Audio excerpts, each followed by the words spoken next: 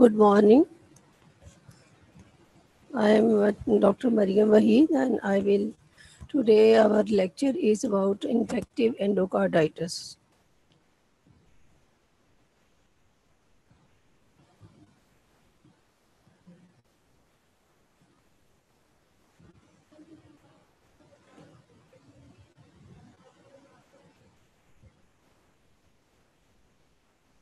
ये जरा बात सुने फोर्थ ईयर एक मिनट.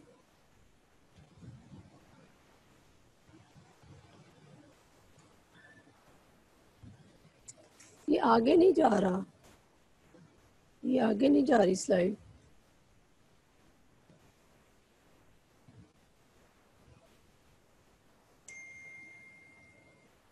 हाँ बस ठीक है, फिर पीछे ले जाओ.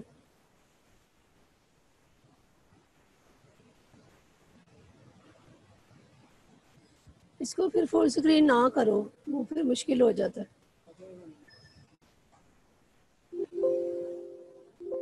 आवाज़ें आ रही हैं.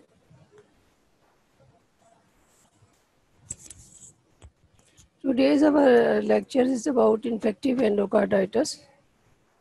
What is the definition of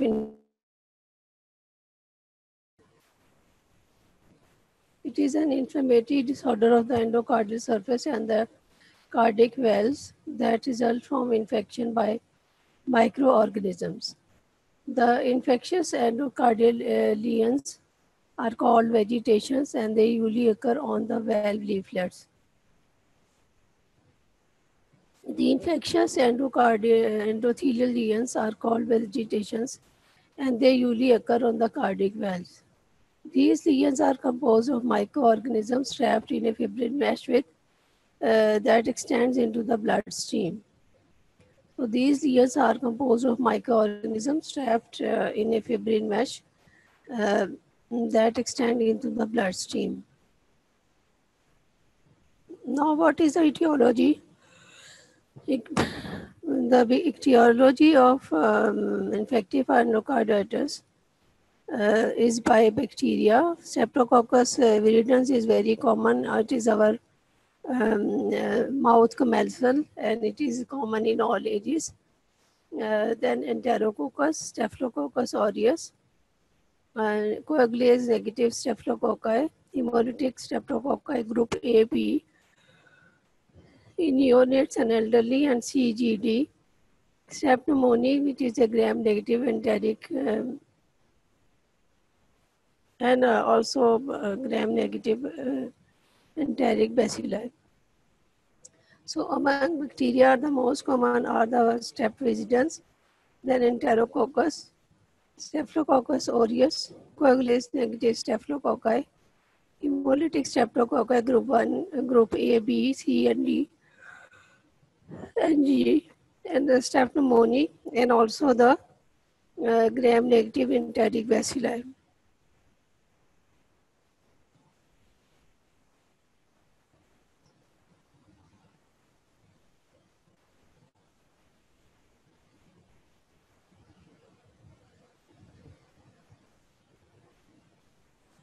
Other bacterial organisms, they are rare organism called Haeckick organism, Haemophilus apherophilus, Actinophilus, Actinomycetes comitans, Cardiobacterium hominis, and Echinella corydonis and Kingilla.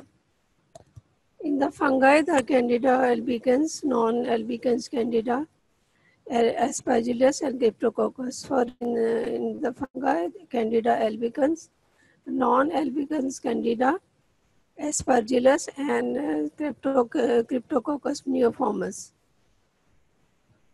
Others are Coxiella burnetii and Chlamydia, and culture negative there are also culture negative endocarditis. Now, what are the pathogenesis? The infections mostly occur in the areas of extremely turbulent blood flow. A jet of blood turbulence or trauma leads to endothelial damage, which serves as a nidus for bacterial growth. In most cases, oral bacteria which intermittently invade the bloodstream infect the damaged endothelium like Streptococcus viridans. And the vegetations, they consist of fibrin, platelet aggregations, and bacterial masses. They form on the viral leaflet, and the pieces of vegetation may break off and cause embolization, leading to splinter hemorrhages and raw spots. Some lesions that commonly are complicated include ventricular septal defect, aortic stenosis, patent ductus arteriosus, and transposition of great vessels and great arteries, and tetralogy of Fowler's. So some lesions that commonly are complicated include ventricular septal defect, aortic stenosis, patent ductus arteriosus, transposition of great arteries, and tetralogy of Fowler. Clinical findings, symptoms are fatigue, fever, chills, night sweats, arthralgia, malaise, chest pain, dyspnea, and myalgias. These fevers usually present as fever of unknown origin, and there is prolonged history of fever. In the signs, there are splinter nail bed hemorrhages, changing heart murmurs, tachycardia, arrhythmias, cardiomegaly, heart failure, splenomegaly, petechiae, weight loss, and clubbing of the fingers. Signs include splinter nail bed hemorrhages. These are the splinter nail hemorrhages. These are streaks of clotted blood at the tip of the nails. And there is changing cardiac murmur, arrhythmia, tachycardia, cardiomegaly, heart failure, splenomegaly, TKL, weight loss, and clubbing of the fingers. Other findings are raw spots, retinal hemorrhages with clear center,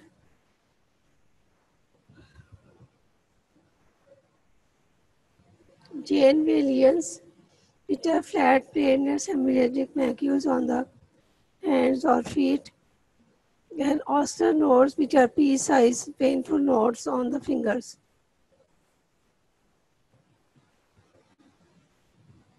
You can see the raw spots on the left is showing retina, and there are hemorrhagic lesion with central pallor. The second one on the right are Osler nodes on the thumb, and the Janeway lesions on the palm of the fingers, and downward are the splinter hemorrhages. Metastatic infection can lead to arthritis, meningitis, pericarditis, abscesses at different areas and organs, and septic pulmonary emboli, immune complex mediated glomerulonephritis. So metastatic infection can lead to arthritis, meningitis, pericarditis, abscesses, septic pulmonary emboli, and immune complex mediated glomerulonephritis.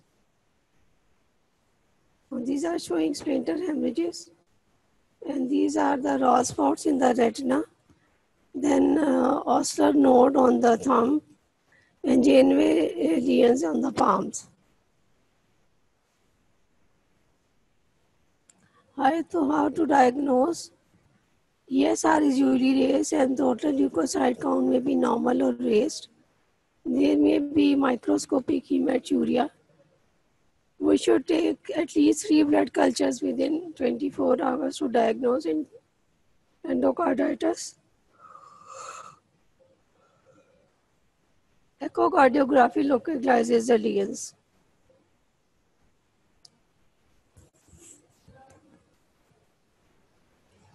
There are modified Duke criteria, which is our clinical criteria to diagnose endocarditis.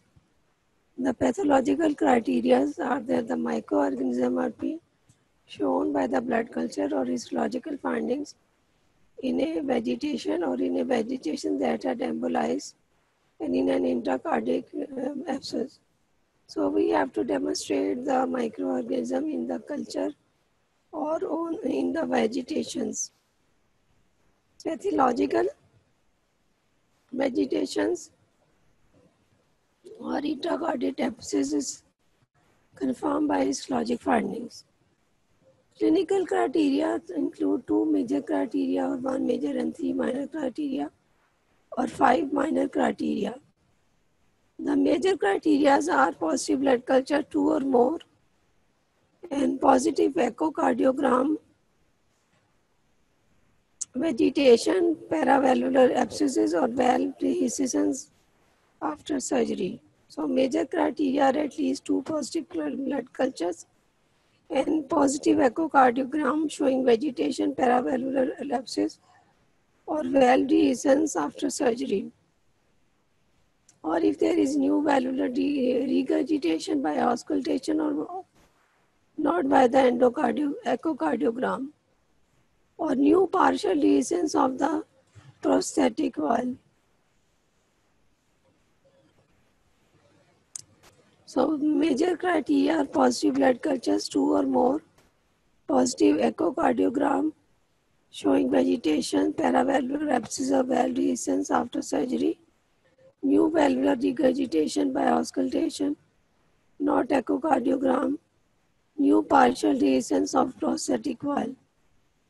Minor criteria: predisposing heart conditions like VSD, PDA, transposition, injection of drug use abusers, fever, temperature more than or equal to 38 degrees centigrade, major arterial emboli, septic pulmonary infarcts, mycotic aneurysm, intracranial hemorrhage and conjunctival hemorrhage.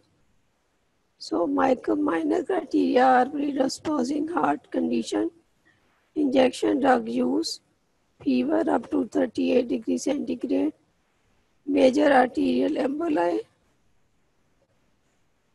septic pulmonary infarcts, mycotic aneurysm, intracranial hemorrhage and conjunctival hemorrhage. Other minor criteria are Janeway lesions, which are painless hemorrhagic lesions on the palms and soles, glomerulonephritis, Osler nodes,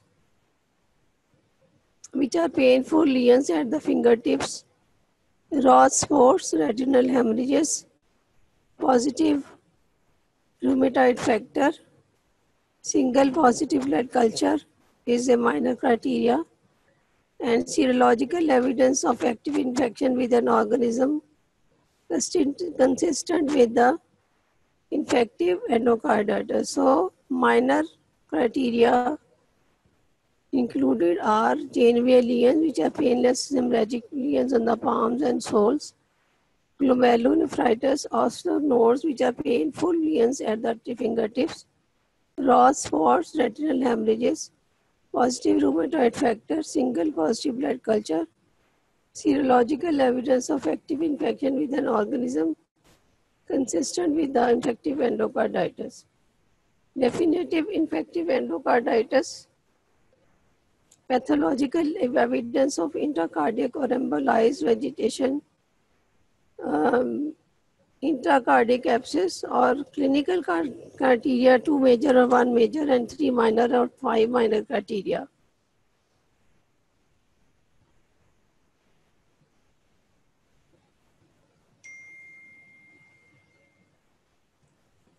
So I repeat, modified Duke criteria. In the clinical criteria, micro as in the pathological criteria, microorganism should be shown in the culture or histological findings in the vegetation or in a vegetation that has embolized or is present in an abscess. Pathological vegetation or intracardiac abscess confirmed by the findings. Clinical criteria, two major criteria, one major and three minor. and 5 minor criteria. Major criteria, some positive blood cultures and positive echocardiogram showing vegetation, paravalvular abscess or valve dehiscence after surgery, and new valvular regurgitation and new partial dehiscence of the prosthetic valve.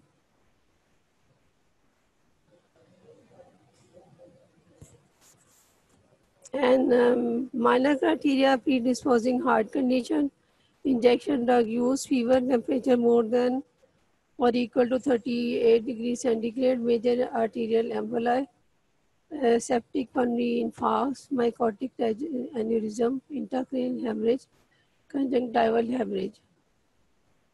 And also including minor criteria are Janeway lesions, which are painless hemorrhagic lesions on the palms and soles, glomerulonephritis, osteozones, painful lesions at the fingertips, Ross spots, retinal hemorrhages, and I have already shown you on the slide. Positive rheumatoid factor, single positive blood culture, serological evidence of active infection with an organism consistent with the infective endocarditis. Definitive infective endocarditis, pathological evidence of intracardiac embolized vegetation and intracardiac abscess, or clinical criteria, 2 major and 1 major and 3 minor or 5 minor criteria. Now, how you have to manage the case? If untreated infective endocarditis is almost always fatal. So if it is untreated, it is almost always fatal. Antibiotic therapy given IV for 4 to 6 weeks. And it's very important to give IV therapy in high doses. Benzyl penicillin or ceftriaxone plus gentamicin for streptococci is given. For streptococci, we give benzyl penicillin or ceftriaxone plus gentamicin or amikacin. And penicillin, 2 lakh units per 24 hours IV in 4 to 6 divided doses, and ceftriaxone 100 milligram per kg per 24 hours IV. 1 or 2 doses, and gentamicin 3 milligram per kg per 24 hours hourly, 1 dose or 3 equally divided doses. Vancomycin is used for staphylococci for 6 weeks. Other recommended for staphylococci are nafcillin, oxacillin, or cefazolin. Surgical treatment may be required for removal of vegetations or valve replacement.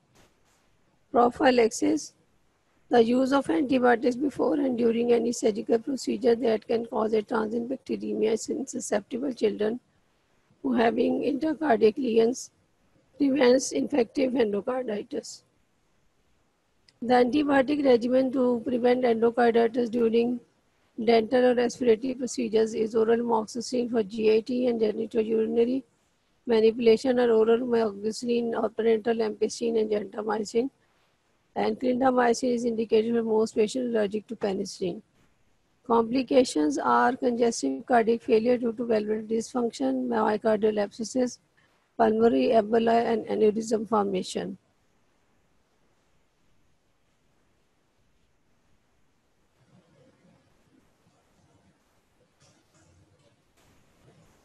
Have you understood the topic? If anybody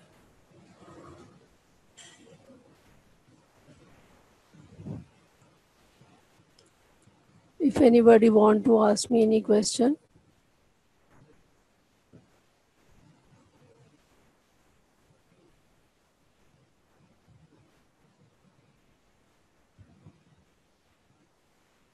Yes, okay, you ask me any question if you want to ask me.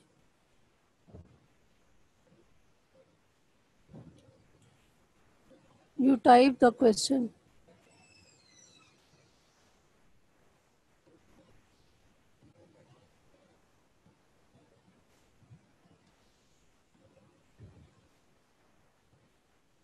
You type the question, then I will give you the answer.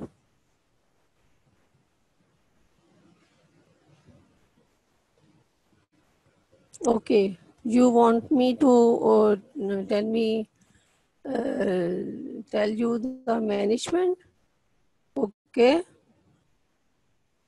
For management, we have to, first of all, we have to send the CBC ESR, and we have to send 3 blood cultures in within 24 hours. But before getting the report of the blood culture, we start IV antibiotics, IV injection ampicillin or benzyl penicillin 2 lakh units in 24 hours in 4 to 6 divided doses, or injection ceftriaxone and injection gentamicin, injection ceftriaxone in a dose of 100 milligram per kg once or twice a day, and gentamicin 3 milligram per kg in 1 to 3 divided doses for 4 to 6 weeks. And for organisms which are resistant to penicillin, we give injection, especially for the Staph aureus, we give IV injection vancomycin for 4 to 6 weeks. Okay. If any question, any other question you want to ask me?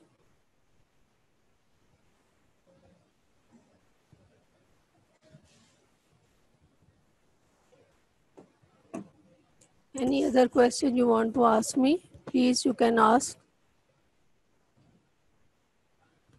Hello, fourth year. You want to ask me any question?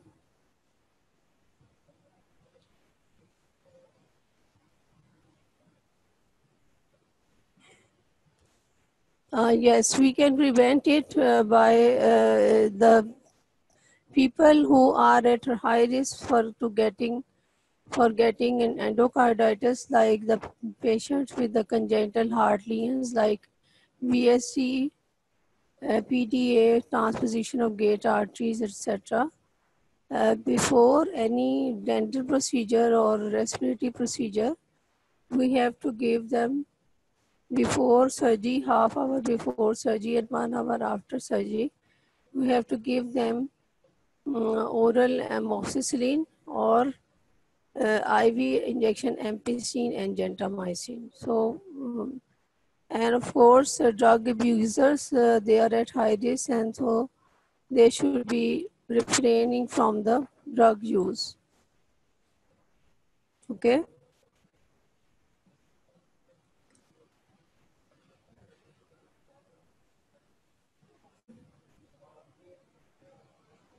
Thank you. Any other question?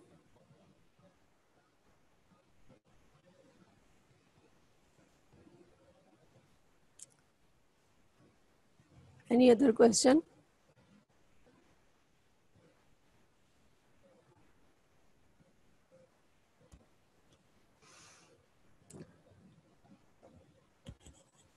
Any other question you want to ask me?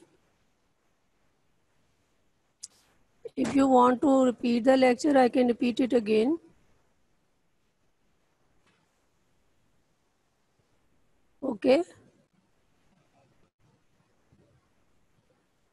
If you want me to repeat the lecture, I can repeat it.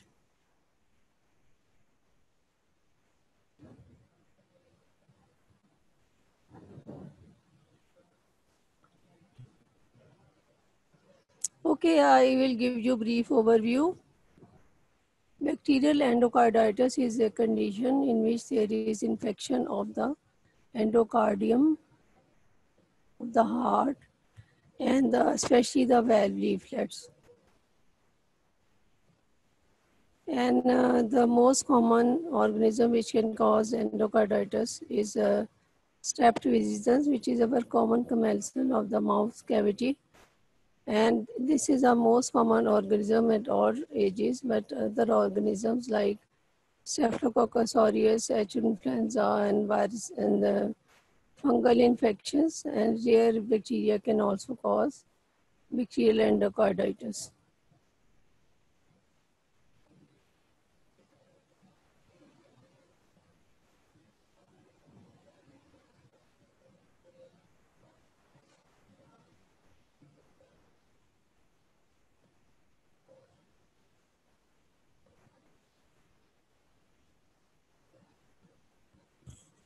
Even fungi can also cause bacterial endocarditis. The importance is in the diagnosis is the history of prolonged fever, cough, rash, skin lesions, and joint pains, neuralgia, arthritis. And there is, if you want to examine the child, there is the patient looks weak, febrile, and there are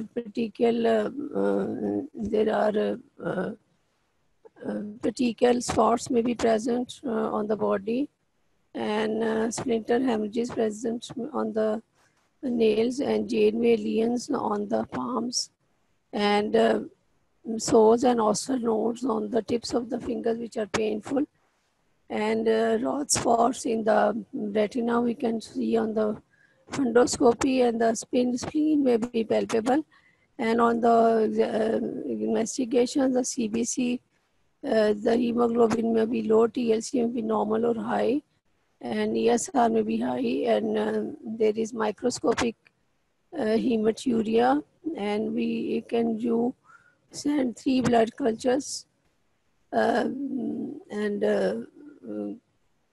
in the first 24 hours, and we can do the echocardiogram, which can show us the lesions in the valves and in the endocardium.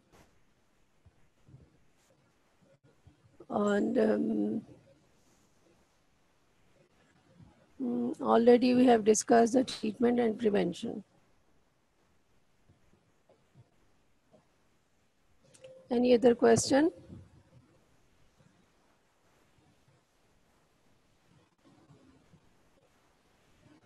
Any other question you want to ask me?